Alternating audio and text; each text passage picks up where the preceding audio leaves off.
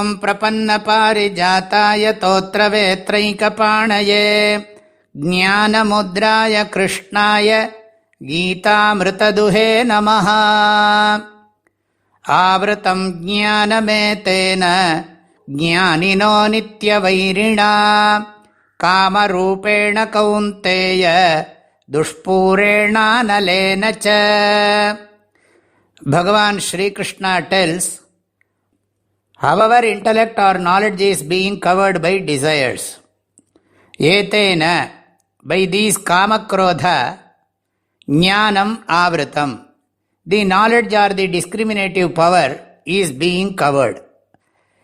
Even if one knows what is right and what is wrong, one is unable to follow what is right.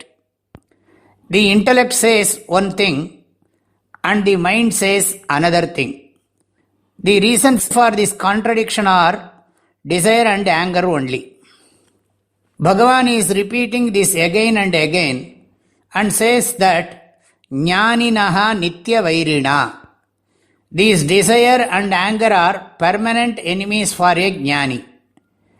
A viveki, the one with discriminative power, is aware of desire and anger, and the moment it comes, he is aware of the consequences also.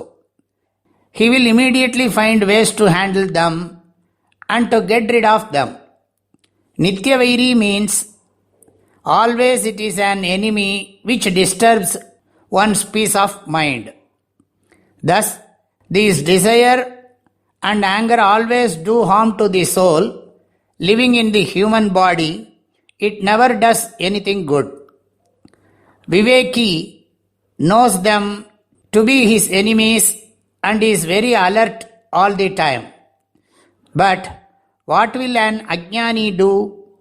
He will commit some actions driven by kama and krodha and will repent for his mistakes later. But a jnani is very cautious about his emotions. He is aware of them, and the moment such a thought comes, he seeks the company of noble people, that is satsanga. He nourishes his bhakti towards Bhagavan and thus prevents the thought from developing into actions. By doing so, he will win over desire and anger. Not only that, Bhagavan tells how desire manifests in different forms. Kama rupena, one desire branching out into many. To fulfill one desire, we will end up fulfilling so many desires related to it. If we take the example of constructing a house, there are so many aspects in it. One has to plan for interior decoration, curtains, etc. While buying a vehicle, we have to spend so much of time and money for selecting the vehicle and its accessories also.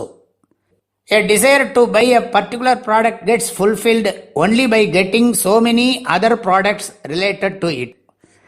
We think that we wish to acquire only a particular object, but there are so many other desires that are to be handled in the process.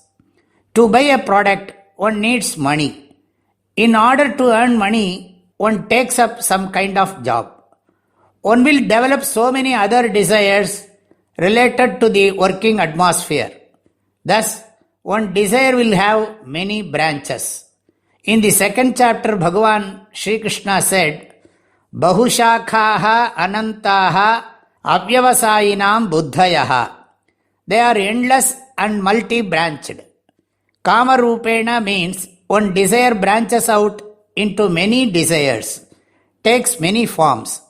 Dushpuram means that desire is not easy to fulfill.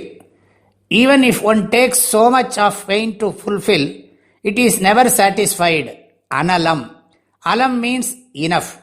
Analam means dissatisfied. It is like putting some fuel in fire and trying to quench it. Thus, the other name of fire is Analaha. Like fire, however much one tries to fulfill his desires, one will never be satisfied. Again and again one falls into desire and anger. In this manner, desire becomes the root cause of sorrow. Bhagavan Sri Krishna will further talk about the nature of desire and ways of getting rid of it in the coming verses. We will see tomorrow. Avritam jnanametena jnanino nityavairina kamarupena kaunteya dushpurena nalena cha. My prayerful blessings to all of you. Hari Om.